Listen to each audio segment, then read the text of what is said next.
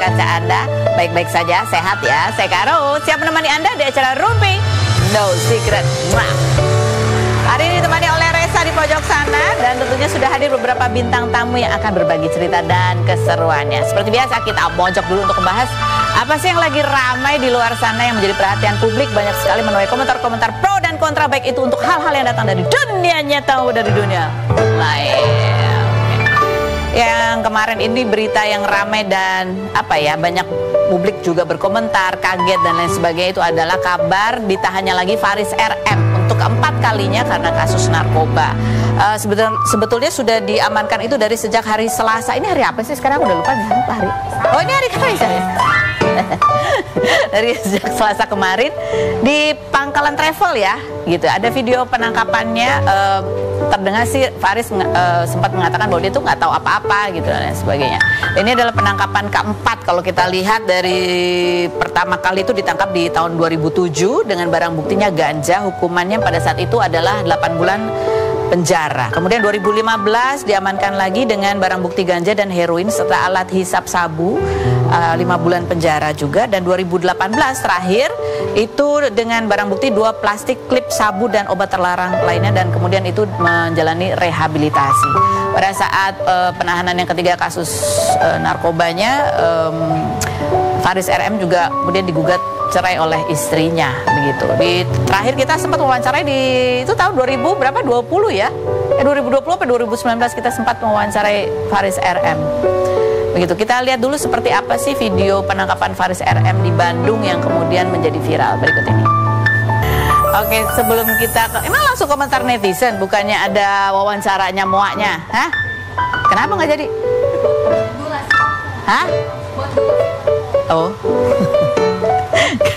Tapi kalau kita lihat ini banyak orang yang berkomentar nih, di antaranya coba kita lihat seperti misalnya Faris RM ini kenapa ya? SMPW itu apa sih, singkatan apa sih? Sampel. Sampai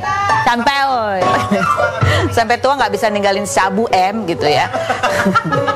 Ini kalau kita lihat daftarnya nih ya, sepanjang sejarah yang sempat kita kumpulkan dalam waktu singkat ya, beberapa artis yang memang ditangkap karena kasus narkoba di usia yang tidak muda gitu, bukan usia remaja. Itu ada Tio Pakusadewo pada saat usia 58 tahun di tahun 2020. Itu ya. Kemudian Roy Marten juga pernah di usia 56 tahun pada tahun 2008. Ada Tesi juga usia 68 tahun pada tahun 2014. Mbak Nunung juga 2019 usia 56 tahun, dan Ahmad Albar itu 2007 waktu itu usianya adalah 61 tahun pada saat itu. Sementara Faris ini umurnya 63 ya. Nah, ini kan udah 4 kali ya Faris RM. Ada beberapa artis juga yang sudah beberapa kali ditahan karena kasus narkoba. Yang terbanyak itu adalah Ibra Azari 5 kali.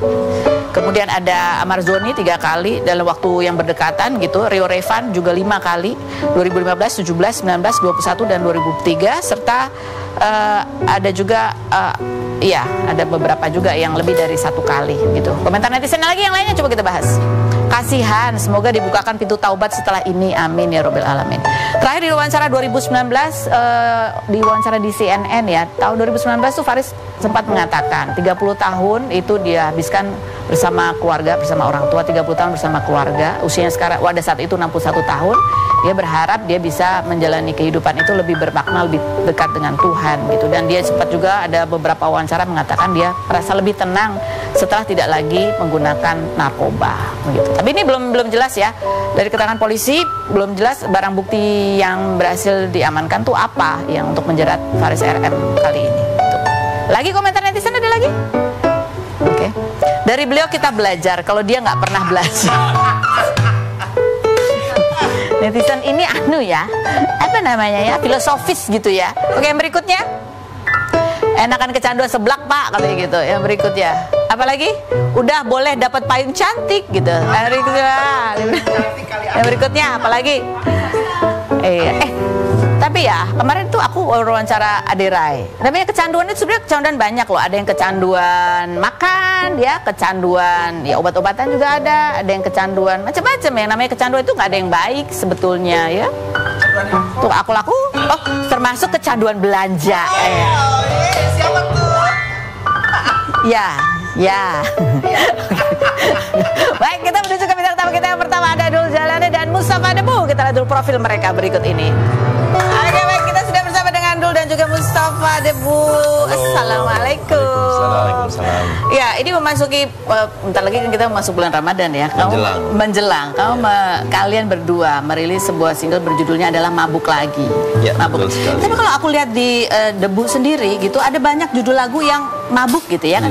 Mabuk cinta, makin mabuk, ini mabuk lagi gitu. Ini apakah terinspirasi dengan apa sih? Cinta mati 1, cinta mati 2. Gitu gak sih? Kenapa mabuk itu menjadi, kan kamu menulis liriknya ya Mustafa ya? Kenapa ya? Memang dari dulu para sufi itu akan ngambil jalur itu mungkin untuk ungkapkan betapa kalau orang udah benar-benar cinta kepada Allah, mabuk dalam cintanya itu sehingga yang lainnya sudah nggak terlihat yang lainnya. Jangan diharapkan yang logika daripada orang-orang yang udah dalam keadaan cintanya itu. Jadi mabuk itu. Jadi mabuk hilang dah. Oh, ini lebih kepada maknanya adalah mabuk cinta kepada Allah. Iya, benar. Begitu ya. Ada cuplikan video dulu ya, kita lihat yang berikut.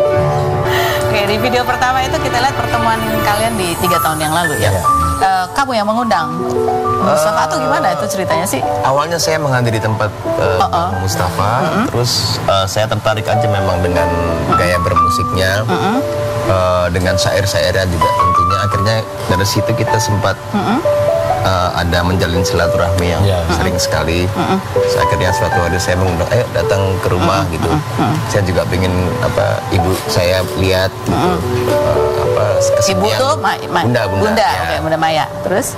Saya pengen Bunda lihat kesenian yang menurut saya langka di zaman sekarang dan indah sekali gitu. Oke, kamu itu usia 3 tahun yang lalu berarti usiamu masih muda sekali, masih belasan ya.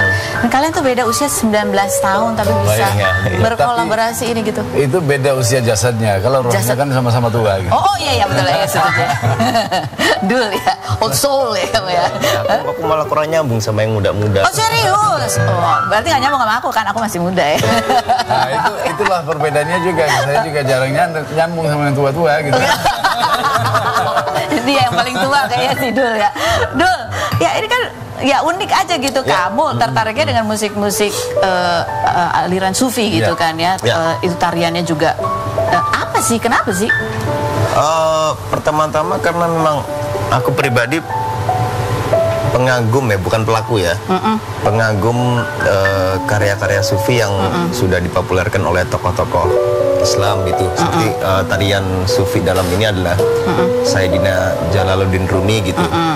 Dan akhirnya memang tertarik dan aku pengen berada di dalamnya gitu. Pengen berada di dalamnya yang menurutku ketika aku mendengar Bang Mustafa dan teman-temannya bermain itu aku juga merasakan ada beberapa jiwa yang sakit itu disembuhkan gitu ya. Lalu akhirnya aku tertarik sama kesenian ini gitu, karena ini bukan sekedar seni tapi juga ada, nggak tahu, bagiku ada obat di dalamnya gitu. Di dalam hatimu. Akhirnya ya saya nyemplung sekalian deh gitu. Oke. Apa yang menyentuh hatimu, musiknya atau liriknya? Ada momen dimana kalau setiap saya datang ke Bang Mustafa itu ibaratnya saya pasien yang sedang ingin disembuhkan. Pasien yang ingin disembuhkan. Ini ada artikelnya. Dulu Jalani memilih spiritual dibanding psikolog untuk persoalan kesehatan mental. Beliau tidak tahu kalau rumah kita kayak rumah sakit jiwa. Beliau datang sebagai dokter gitu. Iya. gitu Dul. Ini benar, kamu pernah ya, maksudnya kalau datang ke psikolog buat kamu masih belum bisa menyembuhkan. Tapi jalur spiritual, penemuan-penemuan seperti ini gitu, itu justru lebih kena di hatimu. Iya, karena ya saya bukannya merendahkan profesi psikologi ya, tapi kebetulan saya juga baca banyak soal psikologi dari Carl Jung, Sigmund Freud, Adler. Walaupun saya juga paling suka sama Adler. Saya terakhir ketemu psikolog saya debat gitu. Astaga. Gak gitu Bu. Iya. Jadi saya bukannya merendahkan, nggak cocok gitu. Akhirnya saya lebih cocok. Saya juga mencoba untuk membaca hal-hal yang berbau spiritual. Dan di situ saya banyak tidak mengerti gitu. Jadi saya akhirnya kayaknya aku lebih cocok sama yang ini. Gitu. Yang ini. Jadi kamu belum nggak relate lah dengan yang itu. Nggak relate gitu ya. Kamu kenapa kenapa sih Dul? Lagi apa ya? Kosong apa? Karena masuk masa pubermu atau Enggak, apa sih? kepo aja aku secara psikis gimana sih. Kamu secara psikis kamu ngerasa apa sih Dul? Ya manusiawi aja kan, kadang Iya, iya, aku iya. pengen tahu. Pengen memahami diri. Ya, pengen memahami diri mungkin. Oke. Kan ada ahlinya juga. Iya, iya. Dan ternyata ahlinya itu tidak terlalu relate untuk membantu Oke. aku memahami diri gitu. Yang lebih relate membantu aku memahami diri malah jalur-jalur seperti mampir ke rumah Bang Mustafa. dan Ini juga lain-lain. beliau tadi sudah sampaikan, sebenarnya kuncinya kalau belajar mau itu secara resminya ada ijazahnya disebut dengan psikolog dan lainnya ataupun enggak, pokoknya kalau bicara spirit itu Spirit. itu kan dari Tuhan. Iya. Allah tiupkan spiritnya di Iya, dalamnya. Jadi kuncinya buat memahaminya, mengetahuinya cuma satu, dan itu tadi beliau udah sampaikan bahwa saya nggak tahu gitu. Nah, itu. Kalau udah nggak tahu, baru gitu. Kalau masih tahu, udah tunggu di luar aja dulu. Gitu. Karena bukan kita yang punya ya. Gitu lah kurang lebih ya. Ya kalau pas Bang, panggilnya masih Bang. Bang aja. Bang kan juga punya anak, ada berapa? Banyak. 14 ya anaknya.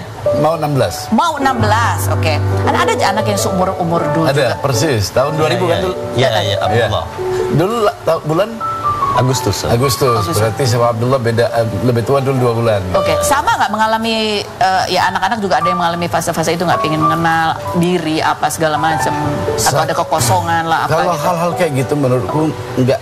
Kita punya anak, tapi anak bukan punya kita. Oke. Allah kan yang punya. Iya. Jadi pun perjalanan spiritual seseorang kita nggak bisa paksain. Jadi urusan begitu harus memang diserahkan. Saya ingat Abdullah waktu umur 13 tahun. Urusan sholat apa, saya tahu ada yang bilang harus dipaksain apa segala macam. Kalau saya beda urusannya gitu. Nanti keinginan Allah yang ngasih gitu. Oke. Kalau yang saya minta dari anak jangan, pokoknya jujur aja apa adanya, jujur. Karena kalau udah dibiasakan lidah ngomong jujur, ya kita bisa menyaksikan kebesarannya kun fayakun dari lidah kita sendiri, kan nggak pernah bohong gitu. Jadi yang penting jujur. Saya ingat waktu itu dia masuk ke fase di mana dia bilang ke ibunya dia nggak percaya Tuhan. Dia mungkin nggak berani ngomong sama aku, saya agak keras dulu, lebih keras gitu. Tapi ke ibunya dia bilang saya nggak percaya Tuhan. Terus? Umur 14, 13, 14. Terus? 2 bulan kemudian ibunya masuk kamarnya, dia lagi sholat gitu. Oh. Ibunya nanya ngapain gitu. Katanya nggak percaya Tuhan gitu. Terus? Katanya itu kan cuma fase gitu. Iya, umur 13, 14 gitu. Kamu juga ada fase seperti itu Dul? Kamu ada fase seperti itu juga? Ya aku rasa setiap anak muda pasti ada. Pasti Ada, itu sebuah fase ya. Jadi didoakan saja gitu. Karena Maksudnya gini, kalau sebagai orang tua kita nggak perlu khawatir anak asal kita yakin sama Allah. Ya. Kalau kita khawatir sama anak, kita kan yang jadiin. Kita doa dia jadi apa. ya. Nah sekarang kita khawatir karena yakin kita sama Allahnya yang kurang, bukan masalah anaknya. Oh iya betul. Karena keyakinan kita yang kurang ya. Iya, Betul. yakin sama Allah pasti jadi sesuai mau kita. Gitu. Oke, baik. Oh ya, berikutnya kita bahas selanjutnya ini ada video juga ya kan. Ini pernyataan menarik juga nih dari Bang Mustafa yang sempat mengatakan bahwa anaknya kan Jun 16 gitu. Ya. Dari dulu sempat ada beberapa istri gitu ya. Ya. Sekarang tinggal 2, tapi Ya. katanya karena sudah miskin. Iya benar. Kalau 2 katanya miskin. Gitu. Oh gitu. Coba kita lihat cuplikan. Apalagi yang belum ada istri gitu. Lihat cuplikan. Ini maksudnya itu lagi miskin, istrinya 2 itu miskin, kalau 4 agak kaya gitu ya kan. Kalau- Ini apalagi belum punya istri. Saya kan lagi belajar. Oh ya. Belajar poligami loh. Oh iya. Belajar bagaimana menjadi imam yang baik. Oh menjadi imam yang sudah berpengalaman ya kan. Sebenarnya ini hal yang patut diungkapkan. Yang terlihat kalau lakinya lebih dari 1 istrinya, lakinya terlihat keren.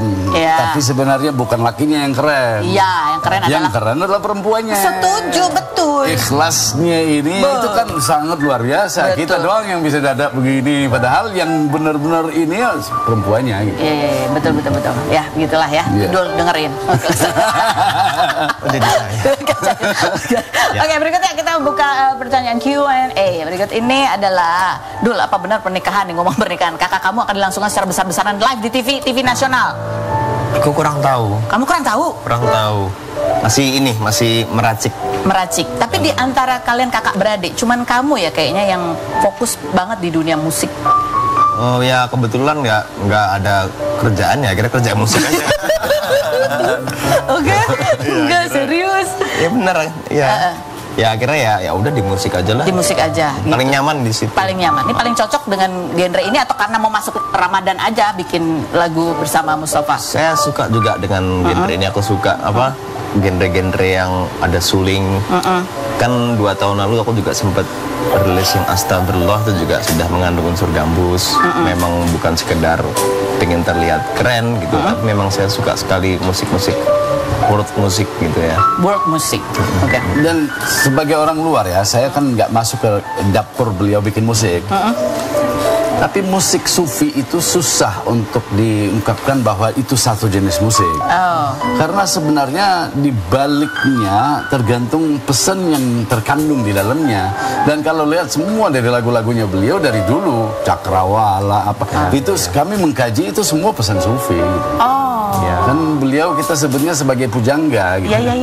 Dan pujangga itu kalau nggak banyak sakit hati ya nggak bakal bisa keluarin kalimat-kalimat yang dahsyat gitu. Begitu ya, old soul. Dia paling tua. Ada pertanyaan apa lagi sih nih? Titipan. Oh iya. Titipan siapa? Titipan orang. Tisan penasaran. Benarkah konsep POD? Kan kakak kamu lagi ramai tuh katanya mau nikah. Kamu sendiri nggak tahu kapan? Tahu dong kalau kapannya? 26 Juni tadi ya? 26 Juni. Iya. Apakah disiarkan live di televisi? Aku belum tahu. Belum tahu. Kalau misalkan aku tahu kesini Oke. kasih tahu ya. Apakah itu akan secara internasional? Aku juga belum Kamu nggak tahu tahu. finalisasinya. Nanti kalau aku tahu. Oke. Apakah aku diundang? Mau jadi MC? Mau jadi MC? Oh, jadi MC boleh ya? Kamu nanti nyanyi juga nggak? Iya, insya Allah. Oh, insya Allah kamu akan mengisi acara di situ. Oh, oke, baiklah. Ada lagi pertanyaan? Nantilah kita ngobrol ya. Nanti tampil juga kan di sini kita lihat ya. Apa pesan yang mau disampaikan dari lagu Mabuk Lagi ini? Lagu Mabuk Lagi adalah ungkapan sebenarnya ungkapan permintaan maaf kepada orang-orang dekat dan orang-orang yang kita sayangi, yang kadang-kadang kita tidak masuk ke dalam logika yang dia memahami, dia mengharapkan harusnya seperti apa. Oke. Karena orang kalau udah mabuk cinta kepada Allah susah gitu, nggak bisa dibaca dia kemana, jadi minta maaf kepada yang di sekitar, tidak ada niat kecuali ya orang yang udah, ibaratnya begini, bahasanya Imam Ghazali dalam syairnya ada, setiap manusia tersesat dalam khayalannya, orang sufi paling sesat, doakan saja. Doakan saja. Oke. Dalam banget. Soalnya kalau kadang kita meremehkan doa, Iya. kalau kita yakin sama Allah, doa jadi.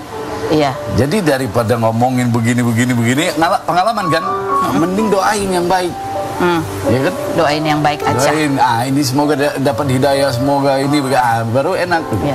Kalau sebuah fase, kalau anak lagi sebuah fase, doain aja. Ya. Allah yang tuntun, karena Allah yang punya jiwanya. Dan sebagai orang tua, kadang kalau bicara anak, memang kita harus rahin. Iya betul.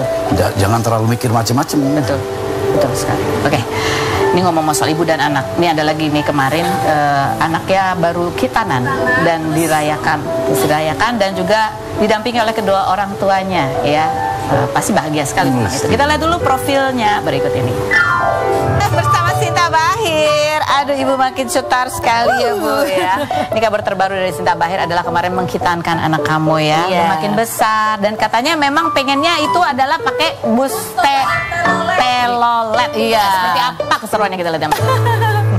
Itu suasananya ya, dan Arkan itu didampingi oleh bapaknya, ibunya. Iya, gitu, terus ada istrinya papanya juga. Istrinya papanya juga.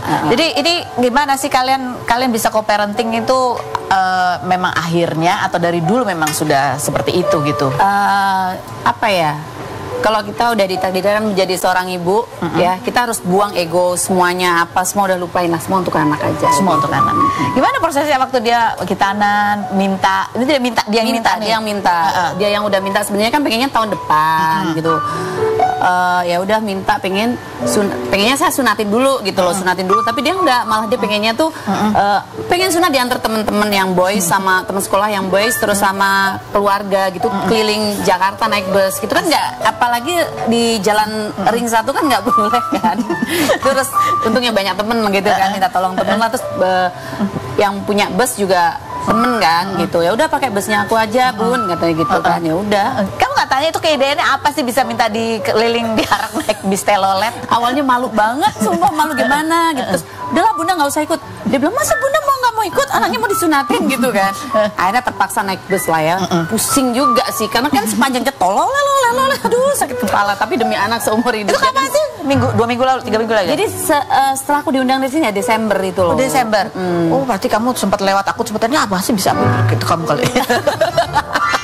Bener-bener keliling Jakarta tuh, bener-bener semua dikelilingin. Semua kelilingin. Terus dapat dong tuh biasanya ada ngasih hadiah apa segala macam. Enggak sih. Terus ya pokoknya kita yang ngasih hadiah lah. Oh gitu. iya, Karena pasti. penting dia seneng, terus teman-teman yang suka Tololet ternyata banyak banget anak-anak kecil ini. Terus bagi-bagi stiker gitu. Oh, itu ritualnya sekarang ya. Tren di kalangan anak-anak ya pada saat di Iya, tanah. umuran segitu. Tapi ternyata banyak anak-anaknya artis-artis juga banyak kok yang suka umur-umur segitu suka Tololet. Ya. Aduh, yang berikutnya lah pertanyaannya ya. Kan kamu kemarin juga ulang tahun ya? Iya. Bulan apa? Januari. Iya, aku juga. Kamu juga. Kamu Aquarius? Bukan. Ya, Aquarius. Bukan. Pisces. Bukan. Kamu kan baru ulang tahun. Ini ada pertanyaan dari netizen. Kamu dapat kado apa dari Tengku Rian? Ya Allah. Setelah yang berikut ini jangan kemana-mana. Tetap di Rumah Indah Secret. Mwah.